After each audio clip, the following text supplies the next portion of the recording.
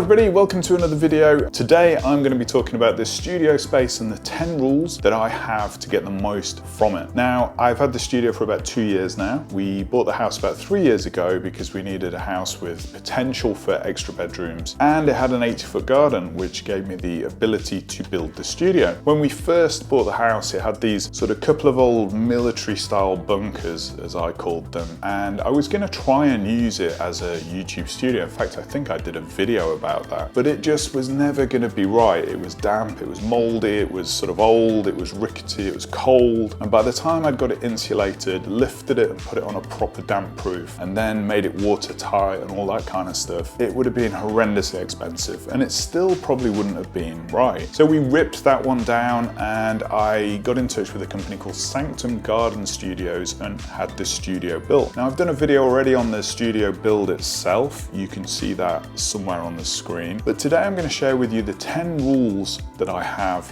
for the studio. So let's jump into the 10 rules. Rule number 1 is to treat the building with respect. Like I say, this is an asset for me and my business, and therefore I want to look after this asset. I want to make sure that it's not going to fall into disrepair and cost me a fortune in repairs and maintenance and all that kind of stuff. So I've already been around the studio with some beautiful sort of seal just to keep that wood sort of protected from the elements. The front of the studio is cedar, the rest of it's sort of a cheaper cedar style to keep costs down. But there's a lot of maintenance that goes into it, so part of this is having a routine and a schedule. Things like oiling the doors, you know, looking after the guttering system, clearing out the leaves from the top of the building. These are sort of routines and habits that I've got into place so that I treat the building with respect, so it lives for a long time and keeps going and doesn't cost me a fortune and doesn't need replacing anytime soon. Rule number 2 is to keep the studio clean. I'm easily distracted, and when it's messy and it's dirty and there's stuff all over the place,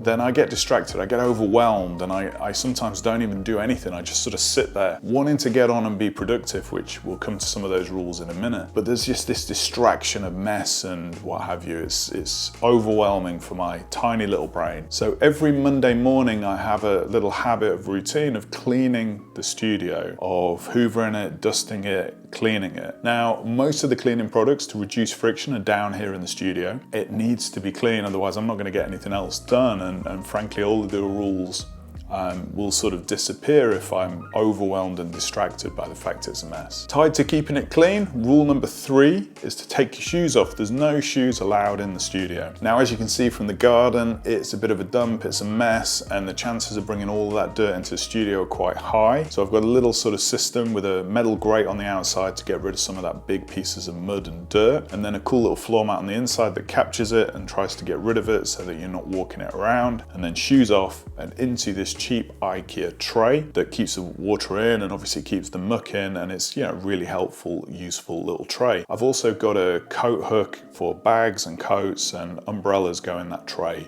as well. Yes, I do use an umbrella to walk them down when it's tipping it down. So that's one way of trying to keep this studio clean. Shoes off.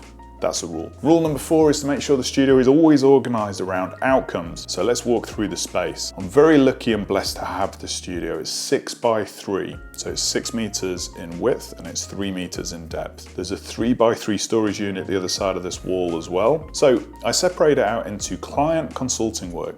Standing desk in the corner, that's the only work that happens there. I don't do client and consulting work anywhere else in the studio or the house. Occasionally I'm on site, of course, but the majority of the work happens there. Then next to that we have the creative space, which is really for writing, publishing, editing these videos, podcasts, anything at all to do with my creative projects, and growing the Cultivated Management information portal. Then we've got 2 music spaces, the other side of basically a black cabinet. Now I'm desperately trying to learn the piano, so the piano's there next to the computer so I can plug it in and do the online courses and what have you. Then we've got this sort of storage unit in the middle which stores cleaning products, files, that kind of stuff. Printer, all that kind of stuff is on there with a stereo system. And then to the side of that is where the guitar is, which I occasionally play, not very well. But it's a nice therapeutic way to relax, and it's just fun. I used to play the guitar in a band many years ago, and it's just really nice to pick that guitar up and play a few tunes. Then in this corner over here, we've got my analog station, which is stationery, crafting, writing, journaling,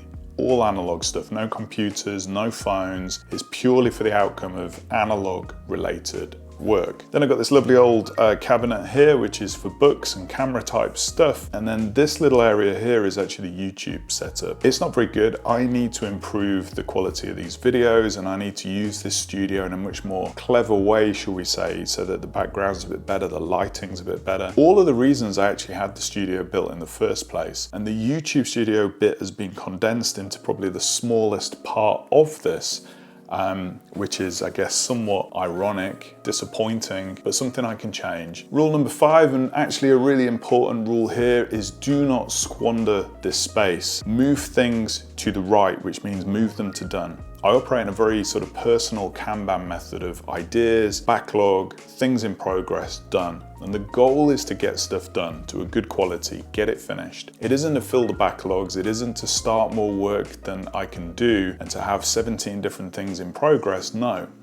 It's to get things done, it's to move things to the right. Don't squander the space. That's a big, big important message for me. I'm blessed and lucky to have this space. Therefore, I need to make sure that when I'm here, I'm doing stuff that is useful, that is moving it to the right, that is growing the business, and that is helping people. Number 6, don't get distracted. All of the other rules basically play into this, you know, keeping it clean, shoes off, having a space to do things. But it's still super easy for my little brain to get distracted by the squirrels. There's some amazing squirrels that run past. It's good for a few minutes to do that, to relax, to switch off, but don't get distracted. You know, what I don't want to do is come down here and then find the whole day has gone and I've done absolutely nothing because I've been distracted. So all of the other rules play into this one, but this is called out explicitly.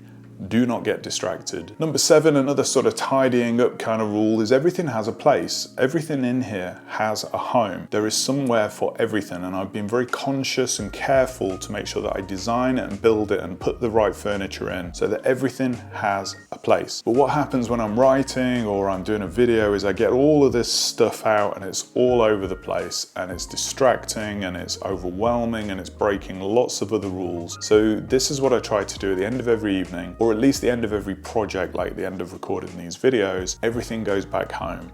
Everything has a place, everything goes back away, so that other things don't end up in the wrong place, so that things don't end up all over the worktops and the desks, that things go back where they belong. Having a home for everything is important, and if there's something that does not have a home, then I've got to question whether I really need that thing at all. So rule number 8, it's not all about work. Hence there's this chair. This is my YouTube area, but it's also my space for relaxation. Now, this is a chair that I spent probably 2 or 3 months trying to find. And I stumbled across this in Next. It's a big UK, I think, store, does clothes and furniture. It was pretty expensive, but it was something that I immediately sort of fell for. It was comfortable, it was about the right size, the color, quite like it. And this chair is my chair to sit and contemplate, to read, sometimes just to watch the squirrels. It's a place to rest and relax, you know? Having those 5-minute breaks every half an hour is super important.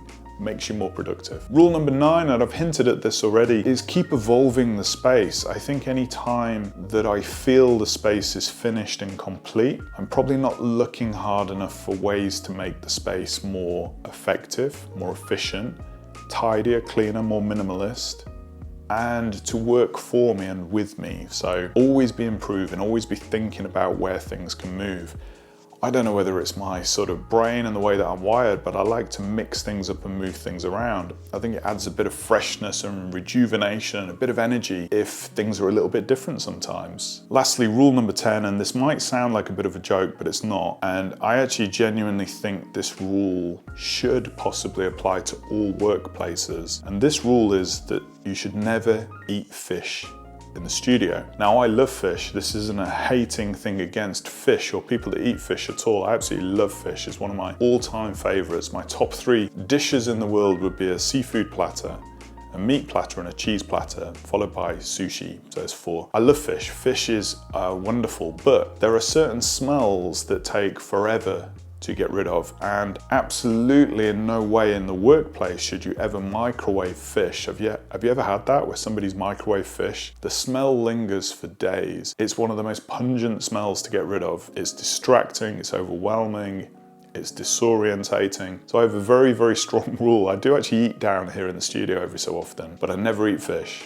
Fish is reserved for the house. Microwaving fish is something that we have a rule in the house that we don't do. So yeah, we're not going to eat fish down here. Or salt and vinegar crisps, actually, to be honest. They're fairly antisocial as well. It's my space, and I want to feel rested and relaxed. And you know, smells are quite strong sometimes, and I'm one of these people that really struggles with really strong smelling of anything. I've got the smelly candle, I've got the sort of shake and vac that I use on the carpet, but these are sort of pleasant smells that dissipate quite quickly, whereas fish doesn't, it just lingers. Anyway, there you go. There are my 10 rules for this studio. Some of them are about tidying, cleaning, having a place for everything so that I'm more productive, I can find things, I put things back where they belong, it's clean, it's not overwhelming, I'm not sort of, you know, struggling to find things or confused as to what to do next. Some are about productivity by having a dedicated space, which I'm lucky to have a studio this size to do that. But each place is for an outcome. There's something for that space. When you're in that space, you're doing a task for an outcome. You're doing an activity, you're doing something for a reason. And then some of them are more related to smells of fish, or, you know, looking after the studio and making sure that it lasts a long time, that it's a useful space and it's been a worthwhile investment. So there you go, they're my 10 rules.